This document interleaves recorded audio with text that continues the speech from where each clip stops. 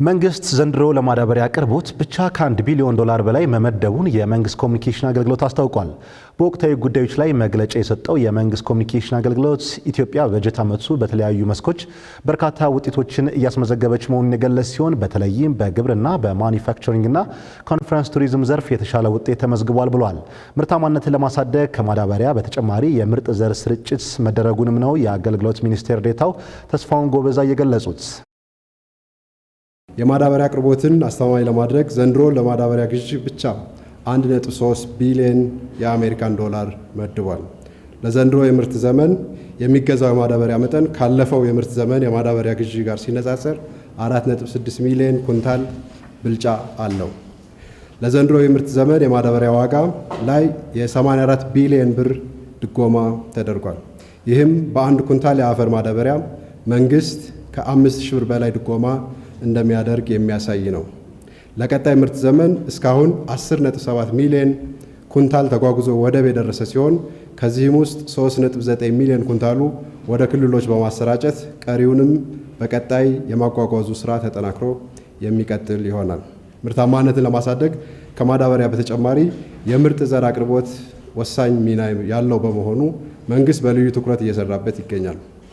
በዚህም በ2017 በጀት ዓመት እስካሁን 1.6 ሚሊዮን ኩንታል ምርጥ ዘር ተሰብስቦ 400,000 ኩንታል ለአርሶ አደሩ ተሰራጭቷል።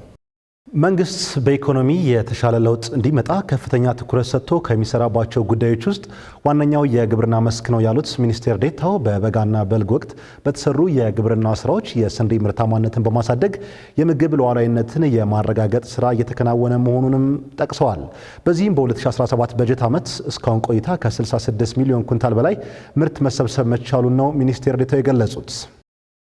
በተያዘው በጀት ዓመት ለበጋ ስንዴ 4.2 ሚሊዮን ሄክታር መሬት የለማ ሲሆን ከዚህ ውስጥ 3.4 ሚሊዮን ሄክታር መሬት በዘር በመሸፈን ከ66 ሚሊዮን ኩንታል በላይ ምርት መሰብሰብ ተችሏል።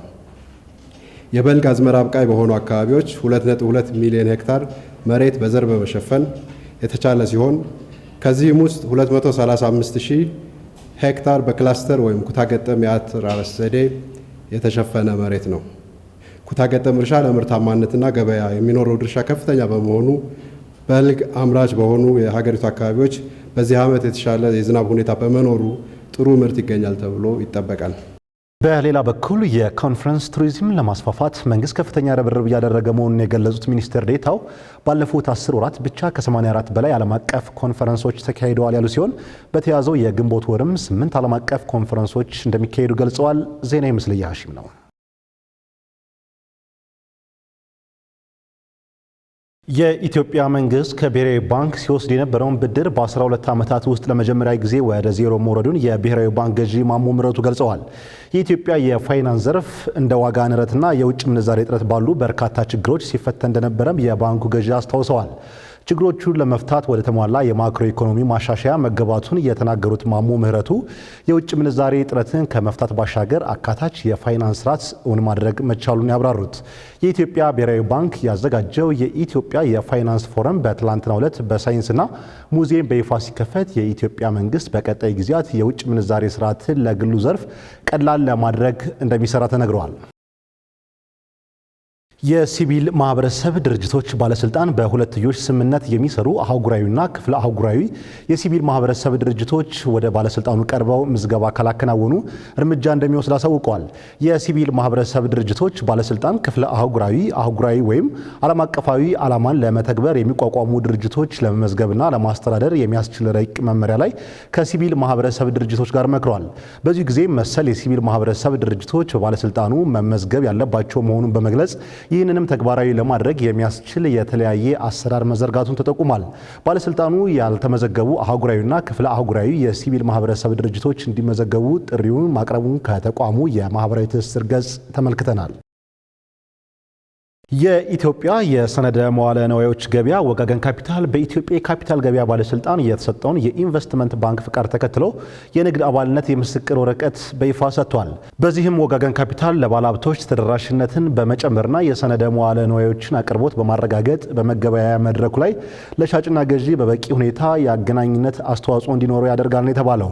ይህም ደረጃ በኢትዮጵያ የካፒታል ገበያ እድገት ማሳየቱና የረጅም ጊዜ ኢኮኖሚያዊ እድገት የሚደግፍ ዘመናዊ ሁሉን አቀፍና ቀልጣፋ የፋይናንስ ምህዳር ለመፍጠር እየተደረገ ያለውን እንቅስቃሴ የሚያሳይ ነው ሲል የኢትዮጵያ የሰነደ መዋለ ንዋዮች ገበያ ለጣቢያችን በላከው መግለጫ አመልክቷል። ተመልካቾቻችን የምትከታተሉት የአዲስ ነገር የጠዋት የአገር ውስጥ አጫጭር መረጃዎቻችን ነው። የግብርና ሚኒስቴር በዘንድሮው የመኸር እርሻ 690 ሚሊዮን ኩንታል ምርት ይጠበቃል ብሏል። በዘንድሮው የመኸር ወቅት 21 ሚሊዮን ሄክታር መሬት በሰብል በመሸፈኑና ከዚህም 690 ሚሊዮን ኩንታል ምርት ለማግኘት መታቀዱን ሚኒስቴር መስሪያ ቤቱ ገልጿል። በበልግ ወቅት ደግሞ 3.4 ሚሊዮን ሄክታር መሬት በዘር መሸፈኑን ነው የጠቆመው። ዘንድሮ የሚጠበቀው ምርት ባለፈው ዓመት በመኸር ወቅት ከተገኘው በ80 ሚሊዮን ኩንታል ብልጫ እንደሚኖረው የገለጸው የግብርና ሚኒስቴር እቅዱ ለማሳካት 24 ሚሊዮን ኩንታል ማዳበሪያ በመግዛት እስካሁን 11 ሚሊዮን ኩንታል ማዳበሪያ ወደ ሀገር ማጓጓዙን አመልክቷል። በምርት ዘመኑ በአገር አቀፍ ደረጃ ከ2 ሚሊዮን ኩንታል በላይ ምርጥ ዘር ለማቅረብ ታቅዶ እየተሰራ መሆኑን ከግብርና ሚኒስቴር ያገኘነው መረጃ ያሳያል። ታላቁ ሩጫ በቦቆጂ ግንቦት 17 2017 ዓ.ም በአርሲ ዞን በቆጂ ከተማ እንደሚካሄድ ቱሪዝም ሚኒስቴር አስታውቋል። ለወቅሽ ኢትዮጵያ በሚል በተለያዩ የሀገሪቱ ከተሞች የሚካሄደውና ታላቁን ሩጫ በኢትዮጵያ የሚያሰናዳው ውድድር በቆጂ ከተማን ለማስተዋወቅና የቱሪስት መስህብ ለማድረግ ለአራተኛ ጊዜ የ12 ኪሎ ሜትር የአዋቂዎች ውድድር እንዲሁም ከ15 ዓመት በታች ታዳጊዎች የሩጫ ውድድርን በከተማዋ ያካሄዳል ነው የተባለው። በቆጂ ከተማ የበርካታ ስመጥር አትሌቶችና ስፖርተኞች መፍለቂያ በመሆኗ ያላትን ስምና እውቅና በሚመጥን መልኩ ኢኮኖሚዋን ለማነቃቃትና ኢንቨስትመንትን ለመሳብ በከተማዋ የሚካሄዱ ታላቅ ሩጫ የጎላ አስተዋጽኦ እንደሚኖረው ተነግሯል። የሩጫ መርሃ ግብሩ ዘንድሮ በሐዋሳና ጅማ ከተሞች የተካሄደ ሲሆን ከጥቂት ወራት በፊት በጅማ በተካሄደበት ወቅትም ከተማዋ ከሩጫ መርሃ ግብር ከ9.5 ሚሊዮን ብር በላይ ገቢ ማግኘቷ ተነግሯል። በቀጣይ ደግሞ ታላቁ ሩጫ በአርባ ምንጭ ከተማ እንደሚካሄድ ሰምተናል። በአፋን ኦሮሞ ሙዚቃዎቹ ተወዳጅነትን ያተረፈው ድምፃዊ ቀመር የሱፍ ገላኖ የተሰኘ የመጨረሻ አልበሙን በቅርብ ለሕዝብ ጆሮ ሊያደርስ መሆኑ ተገለጸ። አልበሙ 14 ሙዚቃዎችን የያዘ ሲሆን በግጥምና ዜማ ራሱ ቀመር የሱፍን ጨምሮ ሌሎችም አንጋፋ የጥበብ ሰዎች እንደተሳተፉበት ትላንት ለመገናኛ ብዙሃን በተሰጠው ጋዜጣዊ መግለጫ ተገልጿል። አልበሙ ሰኔ 15 ቀን 2017 ዓ.ም ከሀገራችንና ከተለያዩ የአፍሪካ ሀገራት የተጋበዙ ድምፃውያን በተገኙበት ይመረቃል የተባለ ሲሆን መስከረም 23 ቀን 2018 ዓ.ም ደግሞ በአዲስ አበባ ከዛም በተለያዩ የክልል ከተሞችና በውጭ ሀገራት የሙዚቃ ድግስ እንደሚያካሄድ ሰምተናል። ቀመር ወደፊት በስሙ ፋውንዴሽን መስርቶ በበጎ አድራጎት ዘርፉ ላይ ለመስራት እቅድ እንዳለውም ተጠቅሷል።